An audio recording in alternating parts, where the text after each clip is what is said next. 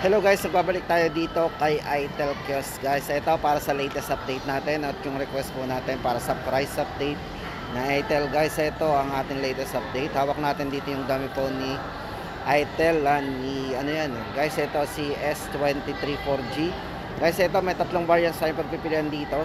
Ito para sa 4GB 128 4,999, 8GB 128 po 5,499, at para po sa 256GB niya 5,999 guys. Ito yung ating latest update dito kay itel S23 4G. Yan guys, napakaganda rin ng design nito at naka 16GB of RAM na rin po yung pinakamataas na variant at yung 128 din. So yun guys, sa mga naghahanap nga pala ng budget phone ni itel, yan na po yung ating may recommend sa inyo. Pero yun nga lang guys, medyo nakakaubusan na rin itong gantong model. So double check na lang po natin sa ibang store. Then guys, next natin is si itel A70, si Ozone. Yan, A70 Ozone yan. Guys, ito meron na itong 12GB RAM, 256GB massive memory. Bali extended RAM din po yan. Original RAM niya is 4 plus 8GB extended RAM. Size ng screen guys, ito meron siyang big screen na 6.6, 5,000 mAh big battery na rin, pang all day battery na rin po natin yan. O yun guys, para sa latest update natin dito, may tatlong variants din na pagpipilian dito.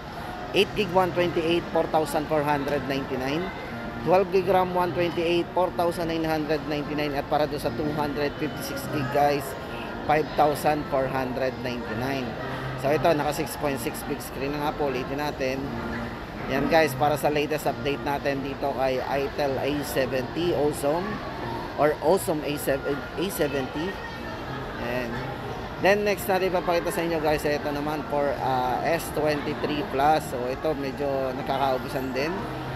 Mostly marami nagtatanong sa atin na kung may stock nito. Ito po yung ating latest update dito guys. Ito kasi naka-curve yan, design yan likod at saka doon sa harap. Then ito naka-manipis talaga to, tsaka magaan. Then ito, price update natin para sa 256GB. Yan, naka-AMOLED curve po yan. Napaka-vivid ng display nito. 6.78 full high definition plus ang kanyang screen. Size po ng kanyang screen yan, medyo malaki na rin. At yung nga pala guys, para sa price nito, 7,499. Naka 16GB RAM, 256GB internal storage. Then guys, to tama-tama rin nga pala to sa mga mahilig mag-selfie, kasi itong si S23 Plus ay merong 32MP para sa kanyang AI selfie camera. Yan. Yan, naka-Type-C na rin, 18 watts fast charge na rin.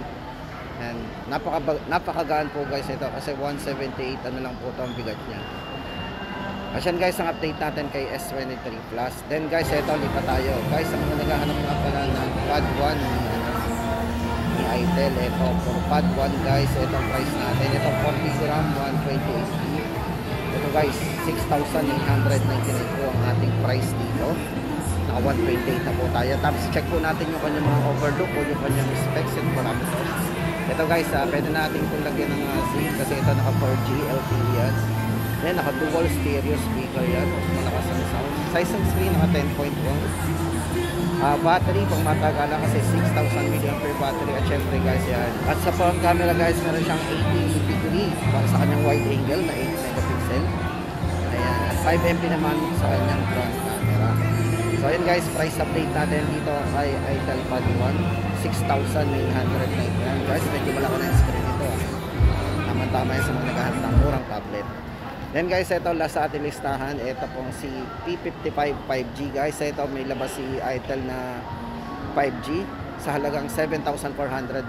Bali ito naka 12GB RAM, 128 po internal storage, 18 watts fast charging na rin.